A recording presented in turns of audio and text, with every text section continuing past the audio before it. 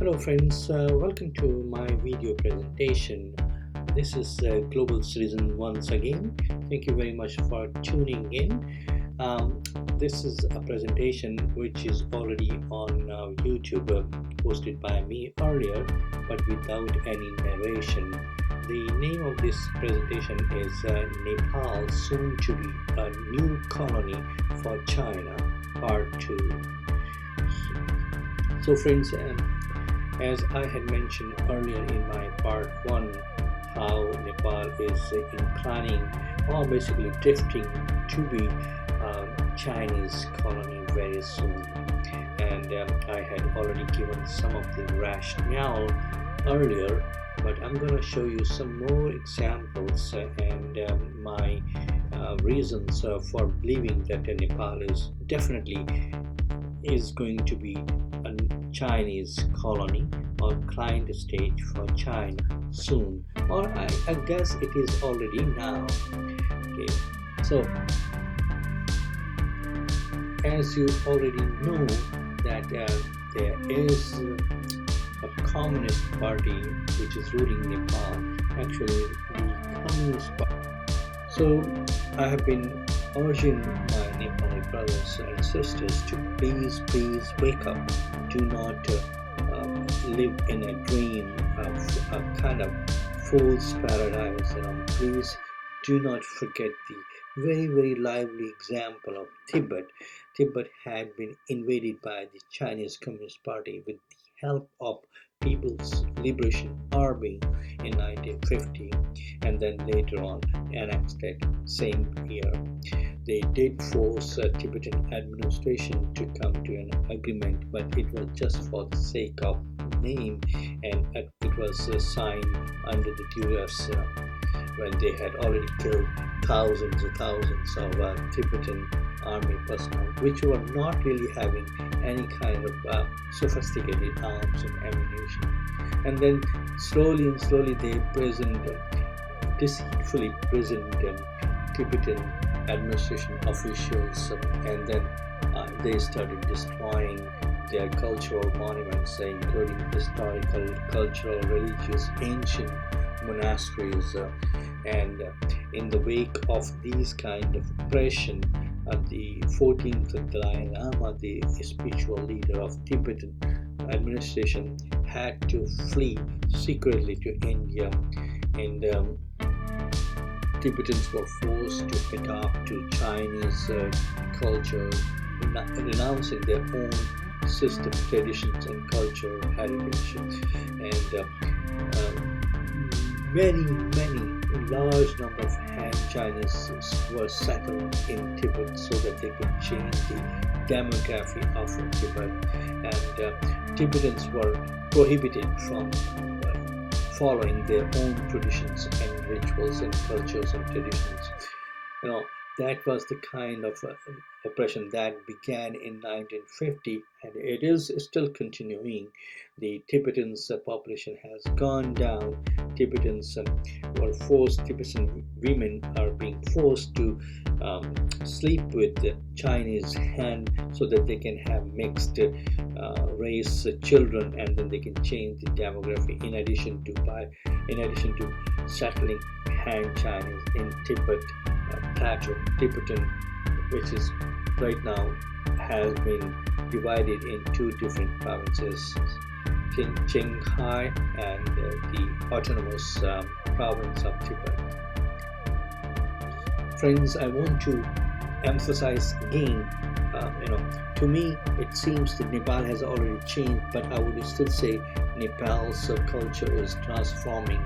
It is transforming to be a kind of like following or trying to be a stooge, a Chinese culture's stooge. I'm amazed to see why people have made Mandarin, a Chinese language, mandatory in the school. Why? I believe it is because many influential academia or the film personalities or media personalities are under a high influence of Chinese Communist Party. I know I would give you explanation about it later on in my next presentation, but I want to tell you, by hook or by crook kind of system has been implemented to influence these people, these personalities, to drift away from their own culture and to become a Chinese stooge kind of thing. As you already know, everybody, it's very, very common, well-known fact to most of the people that the young age is the best age to influence or to indoctrinate those minds, and that is why these kind of Chinese Mandarin language has been made mandatory in the school to influence their mindset, young mindset.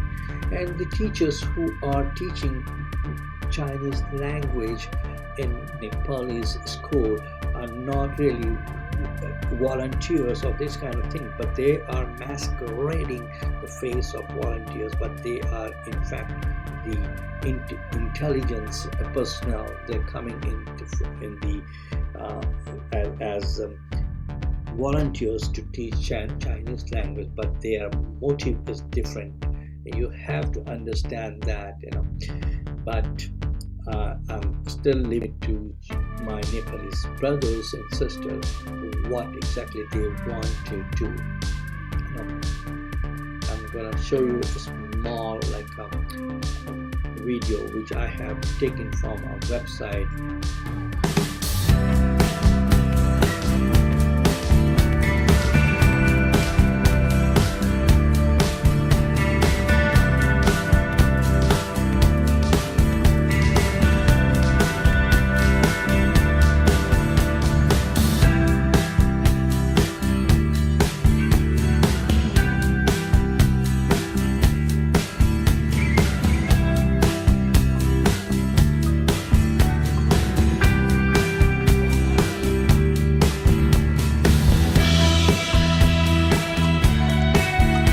So this is very, very surprising. What exactly are they going to do?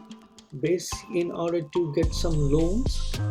I am so surprised to see that this is extreme influence of the Chinese Communist Party's culture on the ruling party of Nepal. So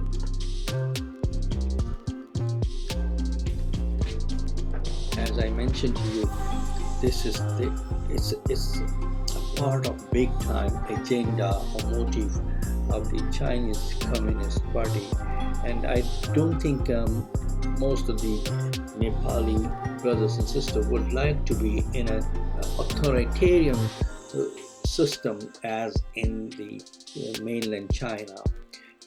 I can show you many examples of Chinese influence. You see the kind of signages are in Chinese language, Mandarin language, and no local language, the native language is nowhere there. Why? Are you going to forget about your own language, your own culture? Please think again and try to change this behavior of Nepali ruling party or Nepali ruling diktat. Please do not fall prey to that. This is not really going to be in the interest of a common Nepalese citizen.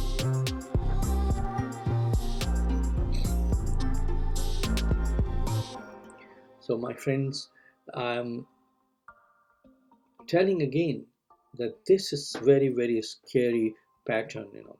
As you already know, I think you must have heard a news about Mount Everest, how China has laid claim on Mount Everest. Even they did not spare Mount Everest. That was a mouthpiece of Chinese Communist Party, that is CGTN, which is international mouthpiece of Chinese Communist Party, has tweeted about the Mount Everest being a part of China, and the Nepalese government did not really give any kind of reaction to these kind of tweets. It is very surprising And I think it's basically compromising your own self-respect, compromising self-respect of a common Nepali people who I believe they do care about their self-respect, prestige. This is very, very shocking to me when I came across these kind of tweets, these kind of claims, untenable claims on the Mount Everest. They forgot about Nepal at all. And of course, they did retreat that tweet later on after seeing the reaction from the Nepalese netizens around the world. But the point I'm trying to bring in here is how they start laying claim on others' territories, others' assets, and later on they will let it go, and then after some time they will say, no, this belongs to us. We had already mentioned a few years ago or a few months ago on that, and that's how they basically claim others' assets and territories. And I have seen that there is a kind of village level communist volunteers who act as vigilante watchdogs, and this is very shocking. If you are not really following their ideology, that is communist ideology, you might get into trouble. And that is where I'm seeing this is how they are making Nepal as an authoritarian state very soon. And as you already know, there have been some changes in the freedom of expression, and the social and civil liberty laws, recent changes, and that is to try to make the civil liberty and social and civil liberty more kind of like controlled.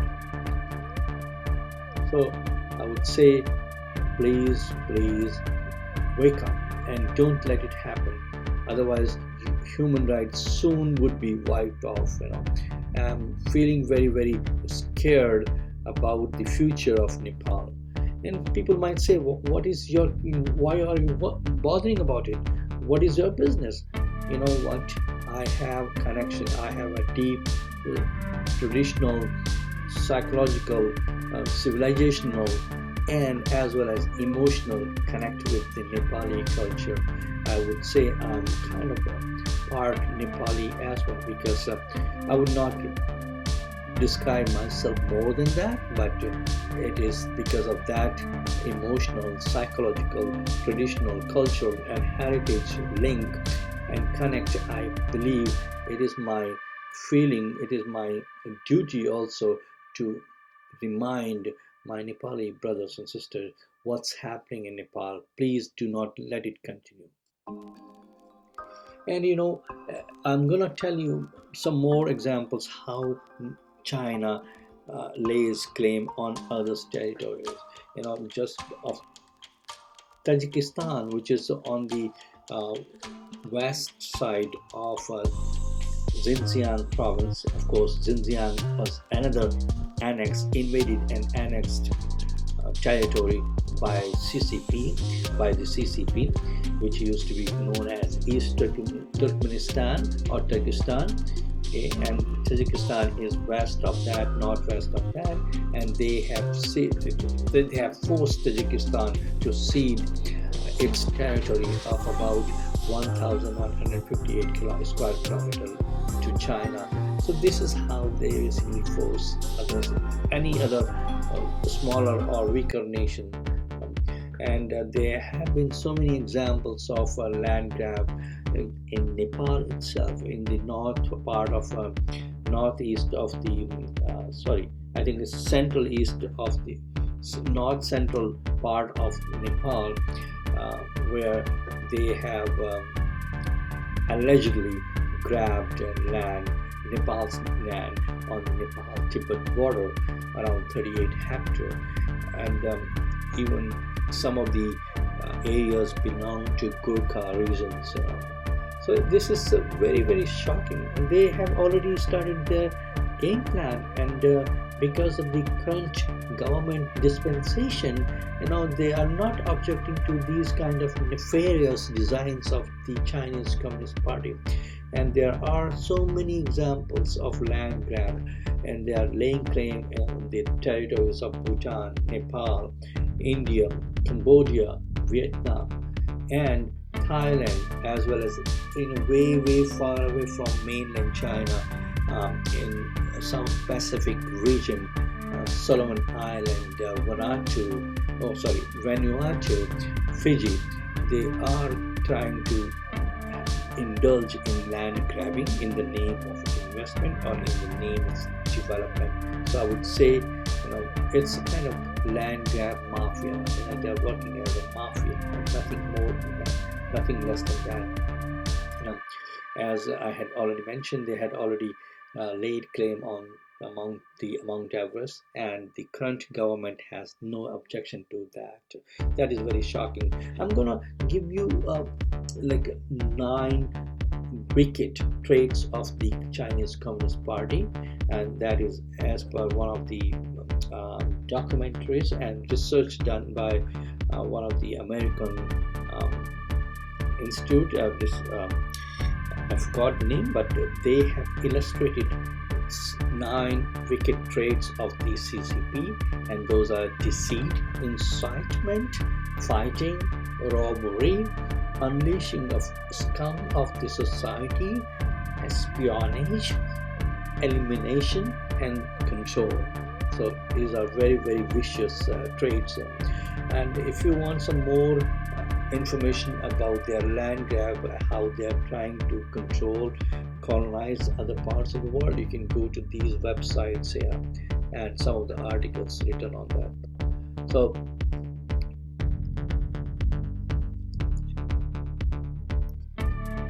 friends, as I was mentioning about the Chinese tactics of spreading their colonization in the other parts of the world, including, and that is going to happen in Nepal too, if Nepal's current political dispensation does not really change its behavior. Okay, so what happens in many parts of Africa, they have started lending loans to African nations, where here in this example is Angola, where they have given $2 billion of loan in the name of development. But what does it mean when you are not letting development happen at the local level, because you are paying money to them and then charging money back to yourself in the name of supplying material, in the name of supplying labor from China, because that's the kind of condition they put on the put on the loan conditions, that at least 70% of their contracts would go to Chinese firms, and 50 to 60% of material will be procured from China. Okay, and at least 80% of the labor would be procured from China itself. So in what way it is going to be helping local development? I don't think so.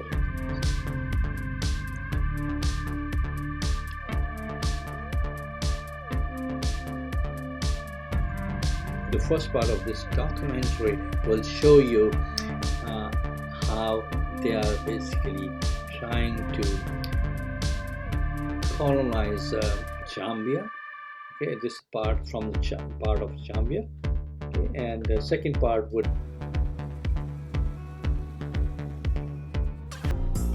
in highways without cars, schools with no pupils.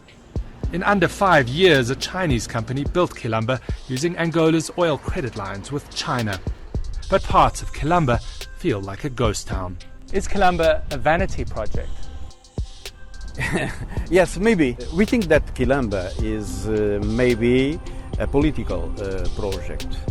The housing there is still very high in terms of cost, and I think there is a lot of. Friends, I'm saying it again. do not fall prey to the deception in the name of Chinese development. No, because their investment doesn't come in the form of real investment. It comes in the form of a loan, hard, and that loan is not on easy terms. Okay, and they bring their own labor and their own material. So there is actually no real opportunities for the local population, and then Chinese exploit the natural resources of such countries and sell the finished good back to these countries, because they will take these kind of raw material from those countries back to China and then produce material and then sell those finished goods in the countries from where they have taken the raw material. And slowly and slowly, the local small businesses would really be replaced by the Chinese traders, and those actual native business owners, they fall prey again, and then they become their employees, the employees of Chinese traders, because they can't really sustain their own businesses, and then they let it be owned by the Chinese traders, and then they don't have real opportunity for themselves, and then they become the paid employees of the Chinese traders, and they lose their own business. And also the Chinese language becomes the main language, and that way the native language would be dying very soon. And why has there been such a tilt in the Nepal's politics that is bringing Chinese Communist Party's ideology into Nepal? Okay, and many reasons are there, but most importantly, the Chinese Communist Party is using the tactics, the crook tactics of influencing the important personalities of any country, any such countries, and including Nepal. And those tactics are wine, wealth, and women. They are trying to influence with these three W's everyone, most of the academia, politicians, media personalities, or film personalities, etc. And that way they are trying to exert their influence on the common citizen of the country, especially here in this case, Nepal. They masquerade the face of friends and investors, but they only exploit the feelings of the common people. And proposed development in Nepal with Chinese investment and billions, they basically show that kind of dream to the Nepali population, and which may not really be true. Of course, I would guarantee that is not the case. And Nepali political parties, especially PMOs, communists, have been using a concept of nationalism to create a wedge between two historical and traditional and religious countries, which are India and Nepal. Just for the sake of name, they are two countries, but they are one soul, and they are creating kind of divide.